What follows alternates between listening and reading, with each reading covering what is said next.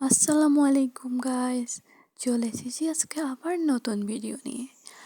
আজকে দেখাবো এই কার্ডটি আমি কিভাবে বানিয়েছি। কার্ডটি বানানোর জন্য প্রথমে আমি 16x16 ইঞ্চির একটি হোয়াইট পেপার নিয়ে নিয়েছি। এরপর পেপারটি চারদিক থেকে 4 ইঞ্চি করে দাগ দিয়ে নিয়েছি। এবার 4 ইঞ্চির ভিতরে 1 ইঞ্চি 1 ইঞ্চি করে 4টি দাগ দিয়ে নিয়েছি। কর্নার যে ঘরগুলো রয়েছে সেগুলো কেটে নিব। এরপর দাগ বরাবর ভাঁজ করে নিব।